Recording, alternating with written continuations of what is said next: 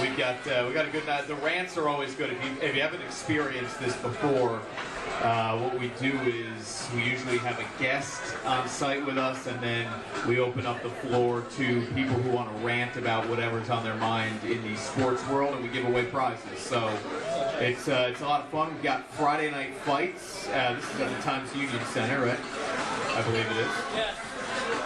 I heard a yes. There it is. Friday night fights. Tickets to that. Tickets to the Northeastern Nitro, which is the season tickets, which is the women's full pads tackle football league in Schenectady. And we've had those girls on our show the last couple of weeks being out. That's intense. That's intense. And tickets to Dennis DeYoung and some CDs. So we'll get to that later on in the show, but John and I will just sort of go through what's been on our minds in the sports world recently. Obviously, last night. Now, I remember talking to you when I first met you. I know you're a Yankees fan. I know you're a Giants Mets fan. Mets fan. Sorry, I tried to help you there. I know you're a Mets fan, Giants fan, and I said, "Are you a Rangers Knicks fan?" And you said, "When they're good."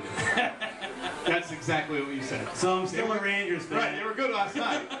They were good last night. What a game. The Knicks are on the fence for me now. That was a great game. You were up late enough to watch it. Yeah. Like 12:15. Turned the game on at 7:30, and you know, they kept saying during the game, for anyone who's watching it right now, you got to be a little too invested to go to bed than to go to bed right now. Well, here's the thing. People at my TV station said, "Did you stay up late enough to watch it?" I said, "Yeah, by the time you start a third overtime, like, I'm not going to bed now. If this thing goes 4 or 5 overtimes, you want to be able to say you saw it." Yeah, if I tried to go to bed, the only thing on my mind would be like, I wonder if the game's still on. I wonder if the game's still on. Yeah, that's why you fall asleep with it on. That would work. So the Rangers win. They're up 2-1. I think all along I figured they'd handle the Caps, but you know, the Caps got scary when Ovechkin he got his legs back, and they're playing him in more crucial situations. They played him a whole lot in overtime with the game on the line. And he rang the post in that first overtime. I mean, it looked like a pretty good angle on Lundqvist there. He just couldn't get it home. The alarm went off behind the goal, and yeah, right. The fans were cheering like they had won the game. Yep. I mean, they quickly waved it off. Holtby's been playing really well, but Lundqvist to get last night 45 stops, I think, out of 46 shots. It's incredible, absolutely incredible when you play 3 periods and 3 overtimes. So on to tonight. Before I know we do have a lot of Devils fans in the house, so I'll save that for last. So let's real quickly just go through the Knicks and the Heat. They're already underway. Obviously, as we know, the Knicks are down 2-0. They lost both in Miami. They have this team has no chance. No, I mean, the season kind of went down a little bit when Lynn went down. Baron Davis has been doing the best he could to keep the team afloat, but once Shumpert went down in that game one, I think you hit it right there. That kills them defensively. I mean, he was their one guy who you would consider a stopper on defense. You could have put him on LeBron or Wade, and he's got a decent chance. I mean, there's no one on that Knicks roster that can handle either LeBron or Dwayne Wade. No, the guards that they have coming in to replace him are a little older. J.R. Smith is one of them. He's a scorer. I mean, he's a scorer, but can't come off the bench on the defensive and end. He's 20 not. points. That's great, but he's not doing much. Even Novak, he's a nice young three-point shooter, but he can't play defense. Right, exactly. This team doesn't play defense. Even for a coach who's defensively minded like Mike Woodson, he just doesn't have the guys to play defense on that end of the floor. And so if this is a sweep, I don't think anyone's going to be surprised, especially considering the fact that Amari Stoudemire's out tonight. He says he'll play Game 4 Sunday, but the team... And possibly Lynn might be back for Game 4, but we'll see. Yeah. I'm just looking forward to Phil Jackson being here next year. I don't think that's happening, man. All right, and then on to the game that a lot of us here are interested in. Hockey, great playoff hockey. The Devils had a huge third period on Monday night. Monday night? They were great in the second period, too. I think the Flyers had one shot on goal in the second period. Yeah, I mean, they let up a goal, I think, with like 3 minutes into the game, and then the Devils were down a goal all game, and then 4 goals in the third period. We'll see if they can come out hot tonight and keep up what they started in that third period. I all along I've been rooting for Devils Rangers. I'm a Devils fan. All along I've been rooting for Devils Rangers in the playoffs. I mean, we almost had it in this round. I figured it'd be round 2 because I thought the Bruins would get through. Washington, they didn't. So now, as a Devils fan, obviously I'm rooting for them. But man, I love what an Eastern Conference Final. Yeah. Devils Rangers. It would remind you almost of 1994. That's got to be the last time they played in the Eastern Conference Final. I still hate Stephon Matteau. Anyone who's a lot of people in here are probably even too young to remember that. But hey, well, you guys have had your time since then, so yes, we have. It's time for our Rangers to get back. But you know, there are a lot of Devils fans here, and I am. Don't get me wrong. I'm a Devils fan when it's not a Ranger game. So I am not a Rangers fan when it's not a Devils. Well, I do a lot of work with the Albany Devils up there too, and it's great to see them doing well. And it's great to see a lot of the players. Adam Henry. I mean, could be Rookie of the Year. You know, and he's been great this year, and was obviously very good here on the Albany level. You know, I used to actually I interned for the Albany Riverettes when they were still the New Jersey affiliate. Back when they had Zach Parisi on the team. Nice. So, you know, that's still a guy that came out of Albany that's doing very well for himself. And he's going to make a lot of money this summer. He's a free agent. I don't think the Devils financially can keep him, which is really unfortunate. He may end up with the Rangers, I'm hearing. He's going to make a ton of money. It wouldn't be at the end of the world for me. How about tonight? We've got, let me just read you a couple things. I'll read it back to you. We've got Kenny Hall with us, who is a bowling Hall of Famer.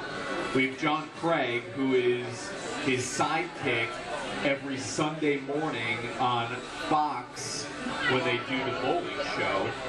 Kenny Hall, listen to this. I don't even know what this really means so much, but he's got 7,300 games. I mean, have you ever bowled a perfect game in your life? He's got 70. You know, I was just talking to him and I asked him why. He said he went out and golfed a 73 today, and I said, why didn't you just pick golf? I guess that's why.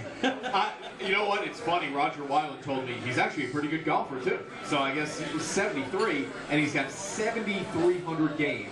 Now, when I go bowling, I go because they're cheap pitchers of beer. And usually I require bumpers in the lanes. Yeah, this guy. I don't even know how to make the ball spin. He's a Hall of Famer. It's incredible. Kenny, I might be calling you to join us in a few scrambles this summer. Bring in the ringer. That's good stuff. So we're going to be talking to them when we wrap up here. All right. And I mean, real quick, if we want to touch on baseball, the Yankees have had a rough stretch these last couple of games, losing again last night 5-0. You don't want to lose 2 of 3 to the Orioles. Well, the first place Orioles. Yeah, come on. I mean, I was down there on Monday night. Yep.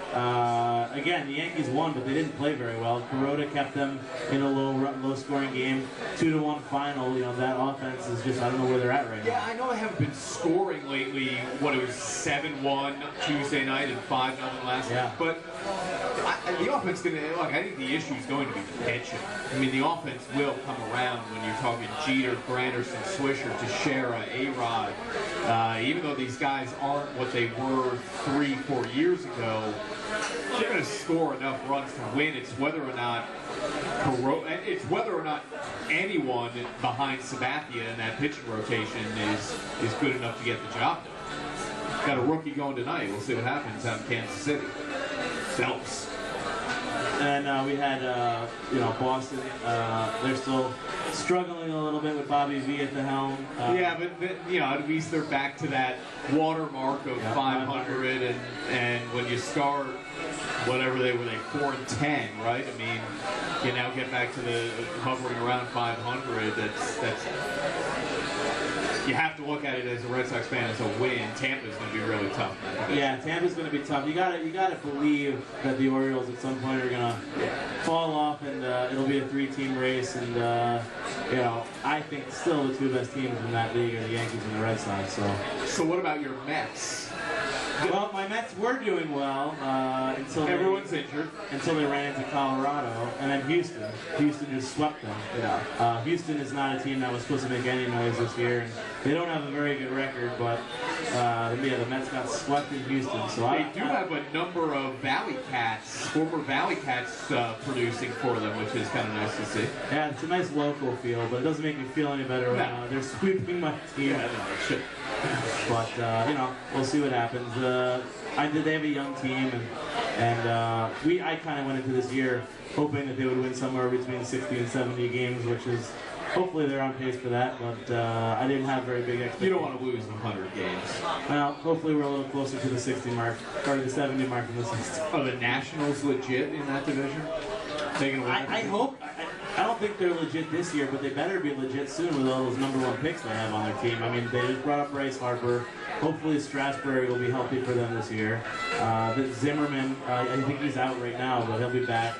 And then they have the pitcher Zimmerman, who's pretty good as well. So, yeah. I mean, they're starting to piece together a pretty solid team. If Jason Worth could ever do anything, who knows? Yeah, they've got a good team. They're a real good team. All right, well, let's take a couple-minute break, and we'll be back with John and Kenny in about 5 minutes. Beautiful. All right.